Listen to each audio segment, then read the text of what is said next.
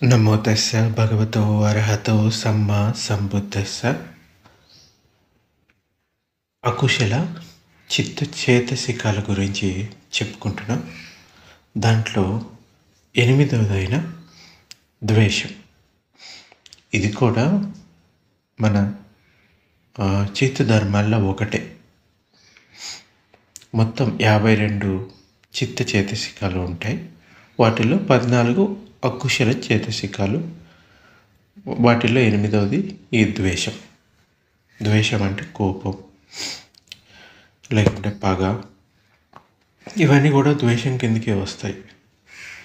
కోపం లేక హింసాత్మక భావనలతో కూడిన మనస్సునే ద్వేషం అంటారు. ద్వేషం హింసతో కూడినదే కాకుండా అది మనస్సుని కలుషితం చేస్తుంది. ద్వేషపూరిత మనస్సు క్రూరంగా మొరటుగా ఉంటుంది. ద్వేషం కలవారు ఆత్మన్యూనత భావంతో కృంగిపోతూ భయంగా జీవిస్తారు.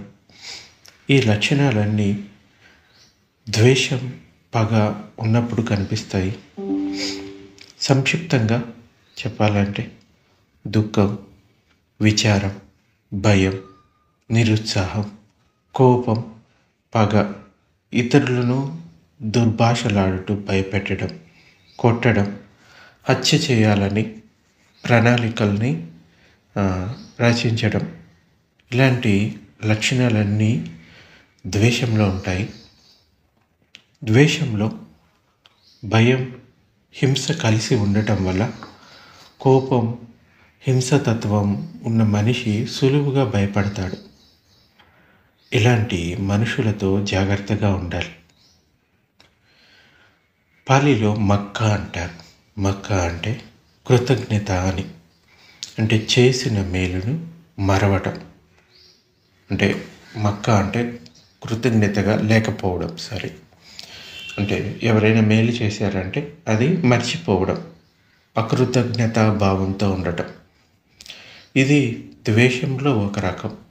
ఒక వ్యక్తికి బాల్యం నుండి ఆ బాలుని తల్లిదండ్రులు, ఉపాధ్యాయులు, మంచి స్నేహితులు మొదలైన వారు ఎంతోమంది ఎన్నో మంచి పనులు చేయడం వల్లనే ఆ బాలుడు పెరిగి పెద్దవాడవుతాడు.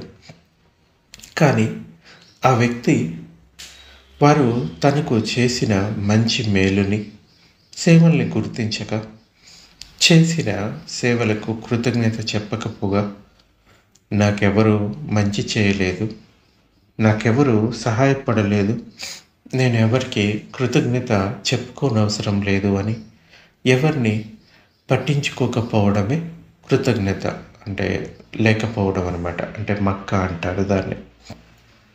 కొంతమంది ఎంతో ఉదార స్వభావంతో సహాయం చేసిన వారిని గుర్తించకపోవడమే కాకుండా వారికి అపకారం కూడా తలపెడతారు. అటువంటి వారిని మిత్త దుబ్బి అని అంటారు. మిత్త దుబ్బి అంటే పాపాత్ముడు అని అర్థం. తన స్నేహితులకు హాని చేస్తాడు. కృతజ్ఞత అన్నది ఒక అప్పు లాంటిది. తిరిగి నీవు తీర్చాల్సి ఉంటుంది. నీవు ఒకవేళ వారు చూపిన ఉదారత్వాన్ని తిరిగి చూపించకపోయినా కనీసం వారు నీకు ఉపకారం చేసి అందించారు అన్న విషయాన్ని గుర్తించగలిగితే చాలు. నువ్వు ఒకవేళ వాళ్ళని ఆదరించాల్సిన పరిస్థితి వస్తే నీవు హృదయపూర్వకంగా అలాంటి వారిని ఆదరించి బదులు తీర్చుకోవచ్చు. నువ్వు ఒక చెట్టు నీడను ఆశ్రయించుకొని బ్రతుకుతూ ఉంటే ఆ చెట్టు కొమ్మల్ని విరగ్గొట్టరాదు. అలా విరగ్గొట్టావు అంటే నిన్ను దుష్టుడి కిందే జమ కడతారు. కొడుకులు, కూతుళ్ళు, నేను నా తల్లిని, తండ్రిని పోషిస్తున్నాను అని భావించకుండా వారి రుణం తీర్చుకుంటున్నాను అని అనుకోవాలి. తర్వాత అది పలాస అంటే పగ, విరోధం అన్నమాట. పలాస అన్నది ద్వేషంలో ఒక రకం. పలాస కలిగినవాడు అంటే పగ కలిగినవాడు తనకన్నా ఉన్నతులైన వారి పట్ల విరోధ భావం కలిగి ఉంటాడు. శీలపాలన, ఏకాగ్రత, ప్రజ్ఞ, ఆస్తులు, అందం, హోదా మొదలైన వాటిలో తనకన్నా ఉన్నతులైన వారిని పలాస వ్యక్తి సహించలేడు. అలాంటి వారితో పోటీ పడుతూ నీకు నాకు మధ్య ఏం తేడాలు ఉన్నాయి, నీవు నాకంటే ఏ విషయంలో ఉన్నతుడివి అని అడుగుతూ ఉంటాడు. పలాస వ్యక్తికి ఎదుటివారు తనకన్నా ఉన్నత స్థితిలో ఉన్నారని తెలిసిన అతడు వారితో పోటీ పడుతూ విరోధ భావం కలిగించుకుంటూ ఉంటాడు. ఇది అంటే ఈ పగ వ్యక్తి ప్రత్యేకత అన్నమాట. పగ ఉన్న వ్యక్తి యొక్క ప్రత్యేకత. ఒకవేళ అతనిలో నిజంగా వారు తనకన్నా ఉన్నత స్థితిలో ఉన్నారని తెలియకపోతే అది పలాస కాదు. తర్వాతది శోకం. ఇది కూడా ద్వేషంలోని ఒక భాగం కిందకే వస్తుంది. ఇష్టం లేని, సంతోషాన్ని కలిగించలేని సంఘటనలు ఎదురుపడినప్పుడు మనసులో కలిగే దుఃఖాన్ని శోకం అంటారు.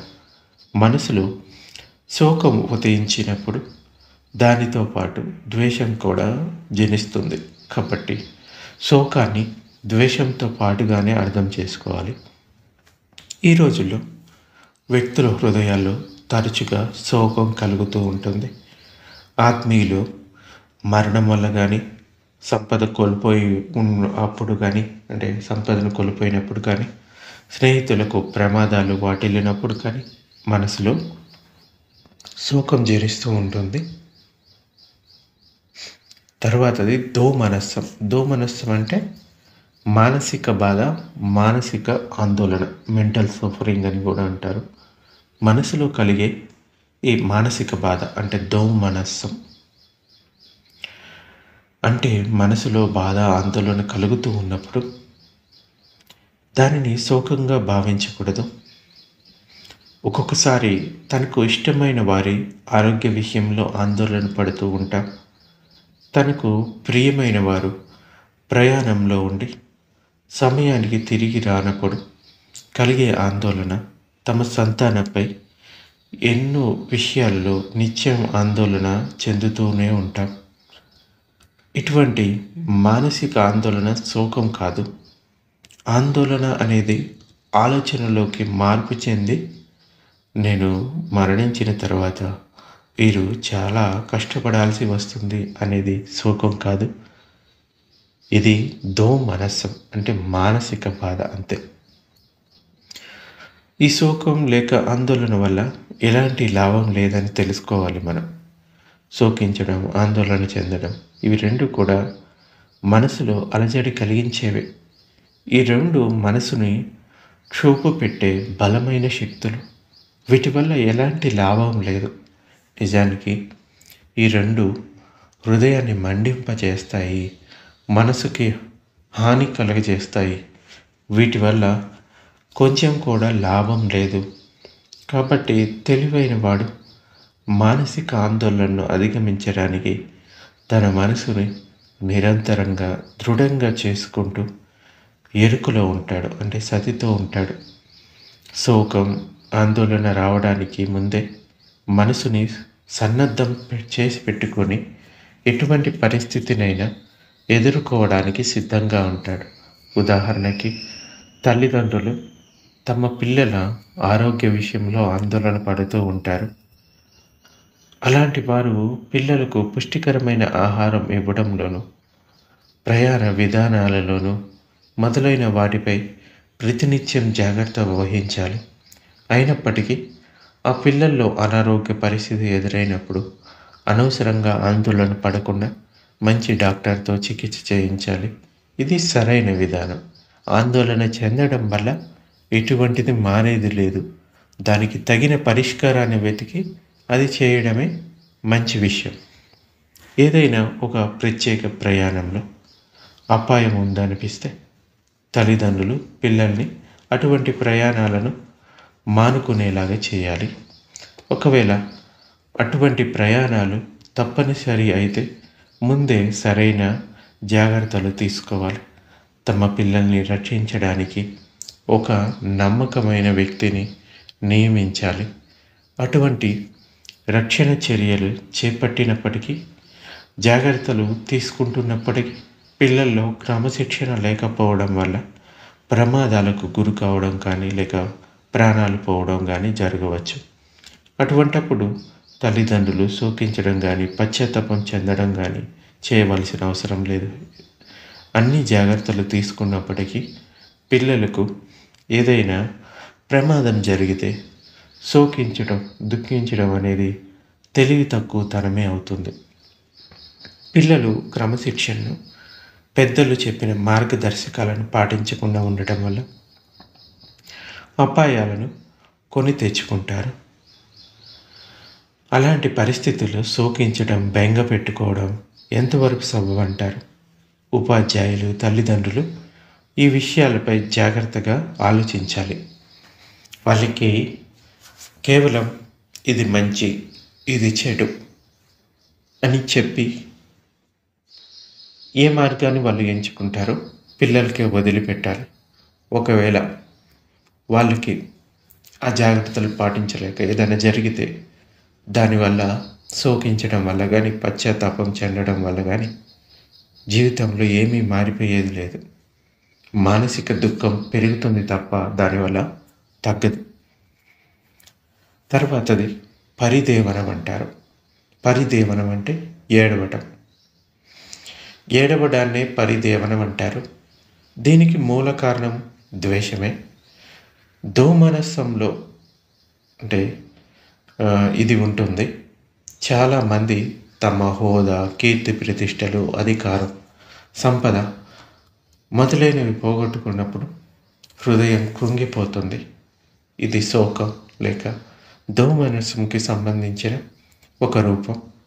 ఇది ఉన్నప్పుడు మనసులో శోకిస్తారు. కానీ ఒక్కొక్కసారి ఆ శోకాన్ని అదుపులో పెట్టుకోలేనప్పుడు పెద్దగా పైకి ఏడుస్తారు. ఇలా పైకి పెద్దగా ఏడవడాన్ని పరిదేవనం అంటారు.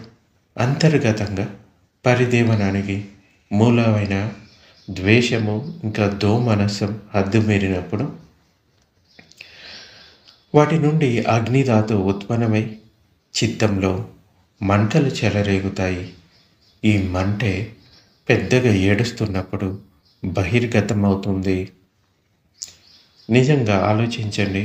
ఏడవటం వల్ల ఏమైనా ఉపయోగం ఉందా? విషయాలు ఏమైనా మారిపోతాయా? ఏడవటం వల్ల ఎలాంటి ఉపయోగం లేదు.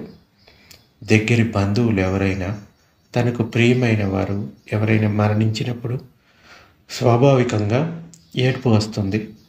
అలాంటప్పుడు వారిని తప్పు పట్టలేం. ఎంత గొప్పవాడైనా ఆనందపంతే కూడా బుద్ధుడు పరినిర్వాణం చెందినప్పుడు ఏడ్చాడు, కన్నీరు కార్చాడు. అటువంటి ఏడుపులు సహజమైనవి. కానీ ఈ రోజుల్లో చాలామంది పెద్దగా ఏడుస్తూ ఎంతో బాధపడుతున్నట్లుగా నటిస్తూ ఇతరుల సానుభూతి పొందడానికి ప్రయత్నిస్తూ ఉంటారు. ఇలా పెద్దగా ఏడుస్తూ తాను దుఃఖపడటమే కాకుండా తన చుట్టూ ఉన్నవారికి కూడా దుఃఖాన్ని కలిగిస్తారు. దానివల్ల అక్కడ సంతోషం అనేదే లేకుండా పోతుంది. తన దుఃఖంతో పెద్దగా ఏడవడం వల్ల ఇతరులపై అది కలిగించే ప్రభావాన్ని అర్థం చేసుకొని అలా ఏడవకుండా ఉండాలి. పెద్దగా ఏడవడం అనేది తనపై తనకు అదుపు లేకపోవడం వల్లనే జరుగుతుంది. ఒకవేళ ఏడుపు ఆపుకోలేక పెద్దగా ఏడ్చిన తనని తాను అదుపులోకి తెచ్చుకుంటూ వెంటనే ఏడుపుని తగ్గించాలి. ప్రతి ఒక్కరూ గొప్పవారిని ఆదర్శంగా తీసుకొని మనోధైర్యంతో ఈ పరిదేవనాన్ని జయించాలి. ఉదాహరణకి, ఒక జన్మలో బోధిసత్వుడు తన భార్యతో కలిసి తన సంపదనంతా త్యజించి సన్యసించి అడవిలోకి వెళ్ళిపోయాడు. భార్య కూడా భర్తను ధైర్యంగా భర్త వెనకే వెళ్ళడం చూసి అందరూ గౌరవంతో మెచ్చుకున్నారు. కొన్నాళ్ళు అరణ్యవాసం చేసినప్పటికీ భార్య ఆరోగ్యం పాడవసాగింది. ఇక ఒకసారి రక్త విరోచనాలతో బాధపడుతూ నీరసించిపోయింది. బోధిసత్వుడు భార్యని తీసుకొని ఊరి శివారుల్లోకి వచ్చాడు. ఆమె బాగా నీరసించి ఉండటం వల్ల ఆమెను రోడ్డు పక్కన గుడిసెలో విశ్రమింపచేసి బోధిసత్వుడు ఒక్కడే గ్రామంలోకి భిక్ష కోసం వెళ్ళాడు. కానీ అతడు తిరిగి వచ్చే లోపల భార్య మరణించింది. గ్రామ ప్రజలు శవాన్ని చూసి బోరున విలపించసాగారు.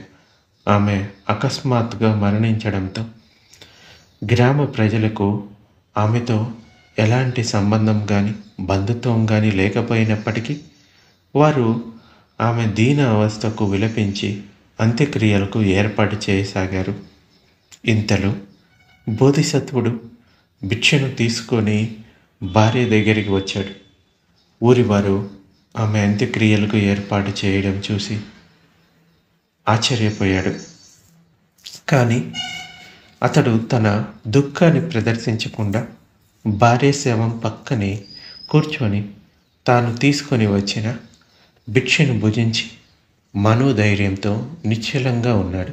కానీ ఊరువారు కన్నీరు కార్చుతూ దుఃఖిస్తూ ఉన్నారు.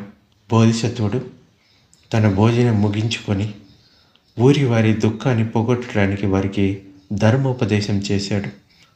మనం 100 సంవత్సరాలు బ్రతికి లేకపోయినప్పటికీ మన జీవితాల్లో అనేక వందల సమస్యలు ఎదుర్కొంటూ ఉంటాం. కాబట్టి ప్రతి ఒక్కరూ బాధను, శోకాన్ని, దుఃఖాన్ని, పరిదేవనాన్ని అదుపులో ఉంచుకోవాలి. ఎప్పుడైనా పెద్ద దుఃఖం కలిగితే ఎవరికి వారే సమాధానం చెప్పుకోవాలి. దుఃఖ అనుభవం కలిగినప్పుడు ఇది నాకు పరీక్షా సమయం, ఈ దుఃఖాన్ని నేను అధిగమించాలి అని ఆలోచించాలి. ముఖ్యంగా ఎంత పెద్ద సమస్య అయినా, లేకుంటే ఇష్టమైన వాళ్ళు దూరమైన బాధ పెట్టినా ఏడవడం, మొత్తుకోవడం వల్ల జీవితంలో ఏమీ మారిపోయేది లేదని తెలుసుకోవాలి. కొన్నిసార్లు ఆ సమస్య తీరలేకపోతే ఆ సమస్యను వదిలిపెట్టడమే కొన్నిసార్లు పరిష్కారంగా భావించాలి.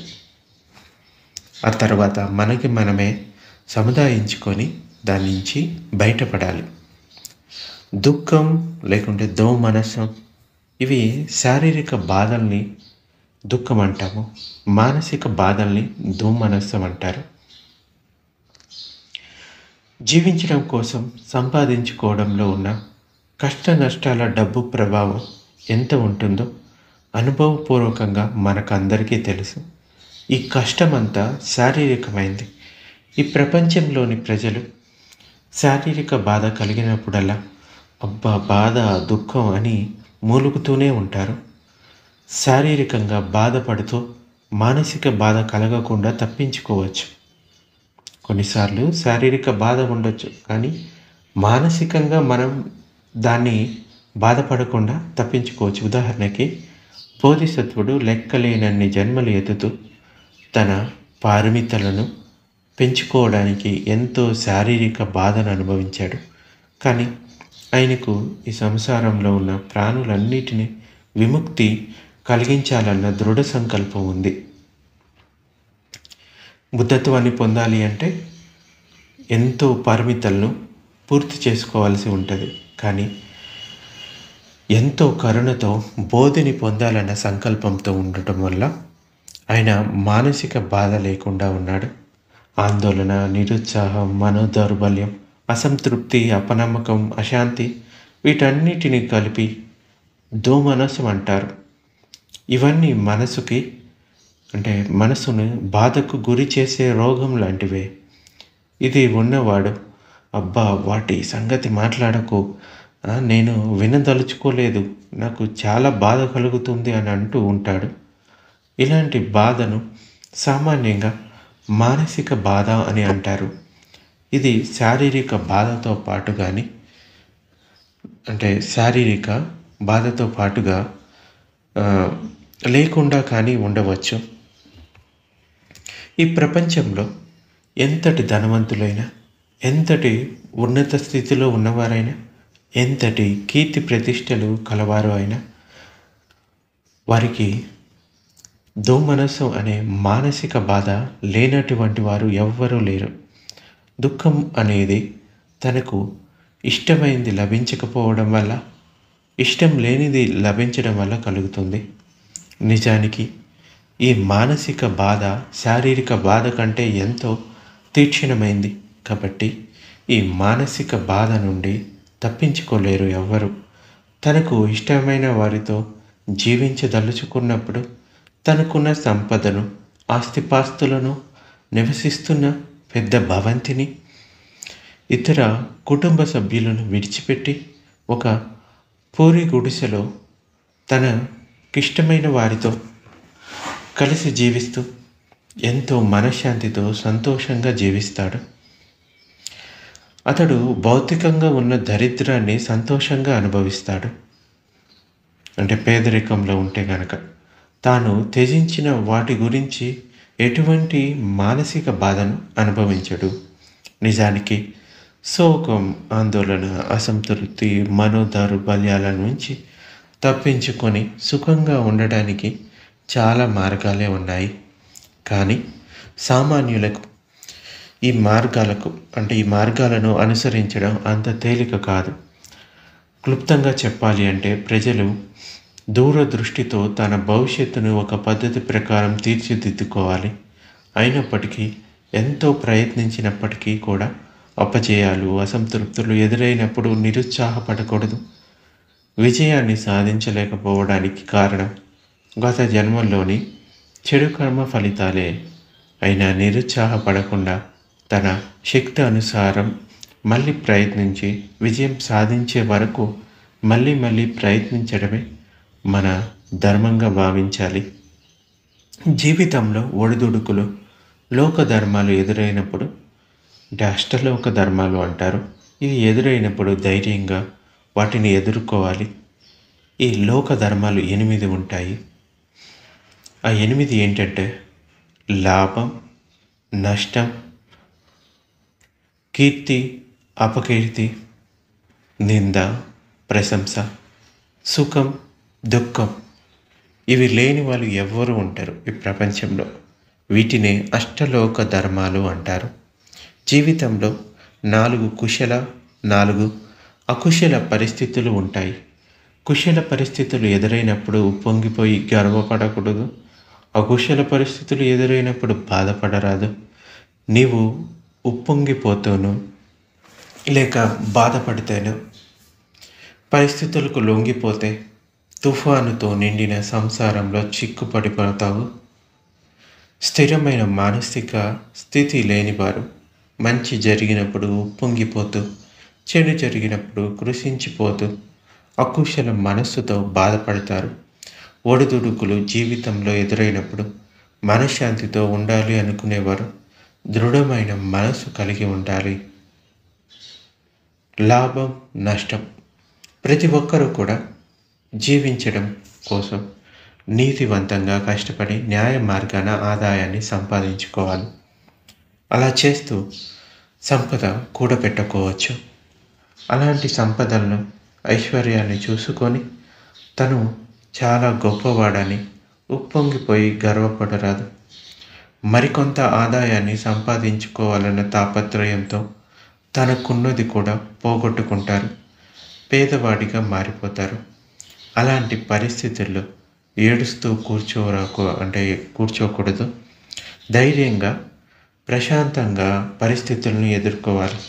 రాజ్యాలు ఏలే మహారాజులైన యుద్ధంలో ఓడిపోయి తన సింహాసనాన్ని, కిరీటాన్ని పోగొట్టుకోవలసి రావచ్చు.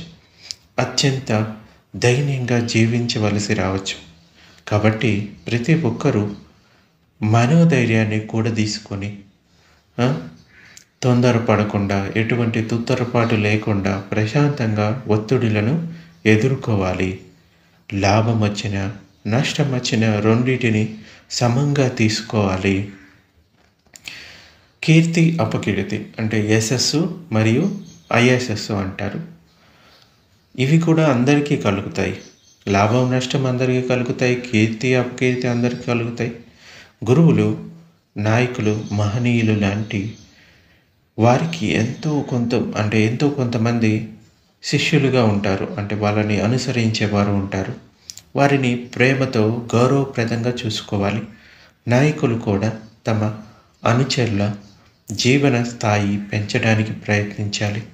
వారింట్లో పనిచేసే పనివారిని కూడా తోటివారిగా, స్నేహితులుగా చూసుకోవాలి. అలా చేయడం వల్ల వారు వీరికి పూర్తి రక్షణ కల్పిస్తారు. మంచి సేవలు చేస్తారు.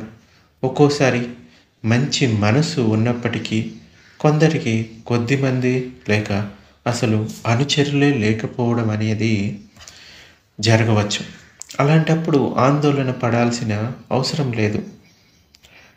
అనేక మంది అనుచరగణం ఉన్నప్పుడు కూడా వారిని చూసి పొంగిపోకూడదు, గర్వపడకూడదు.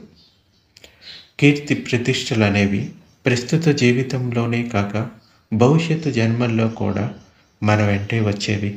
గొప్ప గొప్ప మహనీయ కార్యాలు కీర్తి ప్రతిష్టలు గల నీతిమంతులైన గొప్ప వారితోనే జరుగుతాయి.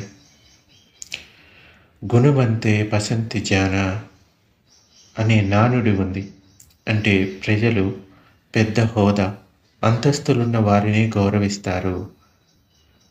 అందువల్ల ప్రతి ఒక్కరూ జ్ఞానాన్ని, తెలివితేటల్ని గట్టి పట్టుదలతో సాధించి కీర్తి పొందాలి. కీర్తి ప్రతిష్టలుంటే పొంగిపోయి, అది లేకపోతే కృంగిపోవడం అనేది జరగరాదు. అంచేత కీర్తి ఉన్నా, అపకీర్తి ఉన్నా రెండింటిని సమంగా తీసుకోవాలి. తర్వాతది నింద, ప్రశంస. ఈర్ష్య, అసూయలతో నిండిన వారు ఎదుటివారి తప్పులను ఎప్పుడు ఎంచుతూ ప్రతి చోట కోకొల్లలుగా ఉంటారు. ఎంతోమంది ఉంటారు. ఈ జీవితంలో ప్రశంసలు పొందడం చాలా కష్టం. నిందింపబడడం చాలా సులభం. ఏమైనప్పటికీ ప్రతి ఒక్కరూ ఆదర్శవంతంగా జీవించడానికి జాగ్రత్తలు తీసుకోవాలి. నిందలు పడని వారు ఎవ్వరూ లేరు. ద్వేషం తప్పుల్ని మాత్రమే చూస్తుంది. ప్రేమ ప్రశంసల్ని మాత్రమే చూస్తుంది. ఇష్టం ఉంటే అది నమ్మకానికి దారి తీస్తుంది. ఈ ప్రపంచంలో ద్వేష మనస్కులు ఎంతోమంది ఉన్నారు. నిందించేవారు విస్తారంగా ఉన్నారు. తప్పులు ఎన్నువారు ఇతరులను నిందించే ముందు తమలో ఎలాంటి తప్పులు లేవా, నేను ఎలాంటి తప్పుల్ని లేనివాణ్ణా అని ఎవరికి వారు ప్రశ్నించుకోవారు. అంటే తమ తప్పుల్ని ఫస్ట్ చూసుకోవాలి. ఎదుటి వాళ్ళ తప్పుల్ని చూపించే ముందు.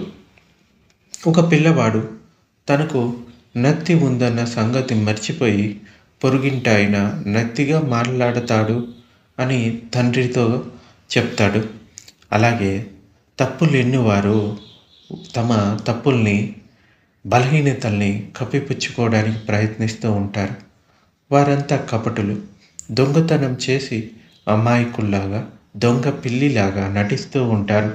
మరికొంతమంది నిందలు పడాల్సి వస్తుందని అనవసరంగా అతిగా భయపడుతూ ఉంటారు. జీవితమంతా ఇలాంటి భయంతోనే గడిపేస్తూ ఉంటారు.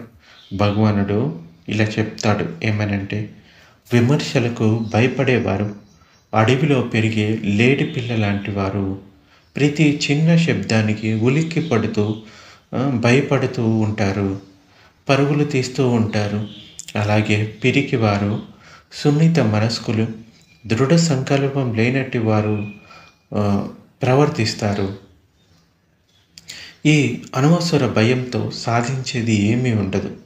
అలాంటి వారు విమర్శలకు, తప్పులెన్ను వారికి ఇంకా ప్రోత్సాహకారకులుగా ఉంటారు. అంటే వాళ్ళకి ఆహారంగా మారిపోతారు. సో పిరికి వారు విమర్శలకు మంచి విందు భోజనం లాంటి వారు. సో ఎవరైతే పిరికితనంతో జీవిస్తుంటారో ఈ విమర్శించే వాళ్ళకి ఈ సమాజంలో మంచి విందు భోజనం లాంటి వాళ్ళు అన్నమాట. సో మీరు భయంతో, పిరికితనంతో ఉంటే వాళ్ళకి ఇంకా ఎక్కువ ఆహారాన్ని ఇచ్చినట్లే అవుతుంది వాళ్ళు నిందించడానికి. ఇంకొక వైపు నుంచి చూస్తే విమర్శలు, గాలి కబుర్లు, తిరస్కారాలు ఒక విధంగా అవి కీర్తి ప్రతిష్టలకు గుర్తులు. గుర్తింపు లేని వారిని గురించి ఎవ్వరూ పట్టించుకోరు. కీర్తి ప్రతిష్టలు కలవారిని ప్రజలు గుర్తిస్తారు. వారి ప్రతి కదలికను పట్టించుకుంటారు. ఉదాహరణకి పొడవైన వృక్షానికి ఈదురుగాలుల ప్రాబల్యం ఎక్కువగా ఉంటుంది. సమాజంలో కీర్తి ప్రతిష్టలు ఎంతెంత పెరుగుతూ ఉంటాయో అంతంతగా ఈ 8 లోక ధర్మాలను మనం చిరునవ్వుతో ఎదుర్కోవాల్సి వస్తుంది. కాబట్టి నీలో ఎటువంటి తప్పు లేనప్పుడు విమర్శలను పట్టించుకోనవసరం లేదు. ఈ విమర్శలు నా కీర్తి ప్రతిష్టలకు చిహ్నాలు అని వదిలివేయాలి. విమర్శలను, తిరస్కారాలను ఎలా అయితే పట్టించుకోకుండా ఉంటామో అలాగే పొగడ్తలను కూడా పట్టించుకోవద్దు. పొగడ్తలకి పొంగిపోకు. నీవు చేసిన మంచి పనులకు మంచి ఫలితాలు వస్తాయని తెలుసుకోవాలి. మైత్రి భావన పెంపొందించుకోవాలి. పుణ్యఫలాలను అందరికీ పంచిపెట్టాలి. నీలాగా అందరూ కీర్తి గడించాలని కోరుకోవాలి. నీలాగా అందరూ మంచి పనులు చేస్తూ పొగడ్తలను అందుకోవాలని కోరుకో. జీవితంలో మంచి చెడు 2 అనుభవించాల్సిందే. కొంతకాలం ఉండి వెళ్ళిపోయేవే ఇవన్నీ. ఈ భవ సంసారాన్ని దాటాలి అంటే ఇలాంటి ఒడిదుడుకులు తప్పవు. నిబ్బానం అనే ఒడ్డుకు చేరే వరకు ప్రతి జీవికి ఇవి తప్పవు. కొన్నిసార్లు విపరీతమైన కోపం, తీవ్రమైన కోపం ఉపాయాసం అంటారు. ఎవరికైనా వ్యాపారంలో నష్టం వచ్చిన, తనకు అత్యంత ప్రియమైన వారు మరణించిన, అనుకున్న పనులు కాకుండా ఉన్న, పతనం కావడం లాంటివి సంభవించిన ఈ ఉపాయాసం అంటే తీవ్రమైన కోపం కలుగుతుంది. మామూలు కోపం వల్ల హింస ప్రజ్వరిల్లుతుంది, లేక హత్య కూడా జరగవచ్చు.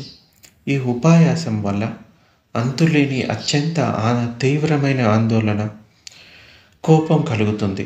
ఆందోళన జ్వాలతో ఈ హృదయంలో కలిగే తీవ్రమైన ఉద్రేకం, ఆవేశం వలన శరీరంలో ప్రవహించి రక్తాన్ని మరిగిస్తుంది.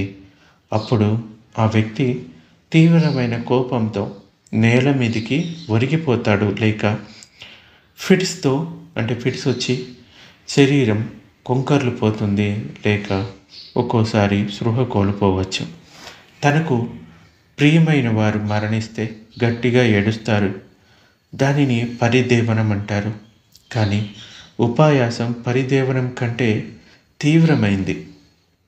ఈ పరిదేవన తీక్షణమైతే ఇంకా ఏడవటం ఉండదు. మూర్ఛతో శరీరం కింద పడిపోయి ఈ ఫిడ్స్ వచ్చి కొట్టుకుంటుంది. స్పృహ కోల్పోతాడు. ఆందోళన, శోకం, కడాయిలో కాగుతున్న నూనె మరగడం లాంటివి. ఇంకా ఉపాయాసం అంటే నూనె మరిగి నూనె అంతా ఆవిరి అయిపోవడం లాంటిదే. ఇంకా ఉపాయాసం ఎక్కువగా సున్నిత మనసు కలవారిలోను, ఇతరులపై పూర్తిగా ఆధారపడి జీవించే వారిలోను తన ప్రతాపాన్ని చూపిస్తుంది. ఆడవారి మనస్సులు సాధారణంగా సున్నితంగా ఉంటాయి. స్త్రీలలో సాధారణంగా మనస్సుని దృఢతరం చేసుకోవడానికి కావాల్సినంత జ్ఞానం, తెలివి తక్కువగా ఉండటం వల్ల ప్రతి దానికి వారు ఎక్కువగా ఇతరులపై ఆధారపడుతూ ఉంటారు. అందువల్ల వారు సులువుగా ఈ శోకం, పరిదేవనం వల్ల బాధపడతారు. శోకం స్త్రీల సున్నిత మనస్సును బలహీన శరీరాన్ని పూర్తిగా ఆవరించుకొని వృద్ధి చెంది తీక్షణమై తొందరగా పరిదేవనంలోకి తీసుకొని పోతుంది. దీనివల్ల వారు స్పృహ కోల్పోతూ ఉంటారు. కొన్నిసార్లు మగవారు కూడా శారీరకంగా బలహీనంగా ఉన్నవారు తీవ్రమైన ఆందోళనను తట్టుకోలేరు. అలాంటి వారు పుష్టికరమైన ఆహారాన్ని తీసుకుంటూ శరీరాన్ని దృఢంగా ఉంచుకొని ధైర్యంగా ఉపాయాసం వల్ల కలిగే బాధలను ఎదుర్కోవాలి. ప్రతి ఒక్కరూ శోకాన్ని, పరిదేవనాన్ని తొందరగా వదిలించుకోవాలి. ఈ పరిదేవనాన్ని ఉపాయాసంలోకి వృద్ధి చెందకుండా జాగ్రత్త వహించాలి. సో ఈ ఆత్మన్యూన్యత భావాన్ని వదిలిపెట్టాలి. ఇతరుల పట్ల ఉన్న ద్వేషాన్ని వదిలిపెట్టాలి. ఈ ద్వేషం ఎటువంటిది అంటే ముందు మనకి హాని చేస్తుంది, తర్వాత అది ఎదుటి వాళ్ళపైన కూడా ప్రభావాన్ని చూపిస్తుంది. ఉదాహరణకి మీరు బాగా కాలుతున్న నిప్పు కణికలు అంటే నిప్పులు ఉంటాయి కదా, వాటిని ఇతరుల మీదకి విసరాలి అంటే మీరు ముందుగా మీ చేతితో వాటిని తీసుకొని పట్టుకొని ఆ తర్వాత ఇతరుల మీద విసురుతారు. అవి వాళ్ళ మీద పడతాయో లేదో తర్వాత సంగతి, కానీ మీరు ఆ నిప్పుల్ని పట్టుకోవడం వల్ల మీ చెయ్యి అంతా కాలిపోతుంది. అదేవిధంగా ఎదుటి వాళ్ళపైన నేను కోపాన్ని ద్వేషాన్ని చూపిస్తాను అంటే ఈ కోపం ద్వేషం ఆ నిప్పు కణికలు లాంటిది. వాటిని పట్టుకుంటే ముందు అవి మనకి హాని చేస్తాయి, మనల్ని బాధ పెడతాయి, దీర్ఘకాలం వరకు శోకాన్ని కలిగిస్తాయి. అందుచేత ఈ ద్వేషము కోపం అది ఎవరిపైన అవ్వచ్చు, లేకపోతే తమ పైన తమకు కూడా ఉండొచ్చు, దాన్ని కూడా వదిలిపెట్టాలి. ఈ ఆత్మన్యూన్యత భావం కూడా మంచిది కాదు. అందుచేత ఈ కోపాన్ని, ద్వేషాన్ని, ఆత్మన్యూన్యత భావాన్ని, పిరికితనాన్ని, భయాన్ని, పగను అన్నిటిని వదిలిపెడితేనే మీరు సుఖంగా జీవించగలుగుతారు. లేకపోతే ఎప్పుడూ ఆందోళన చెందుతూ బాధపడుతూ ఉంటారు. ఇది ఈరోజు ప్రవచనం. మిగిలింది రేపు చెప్పుకుందాం.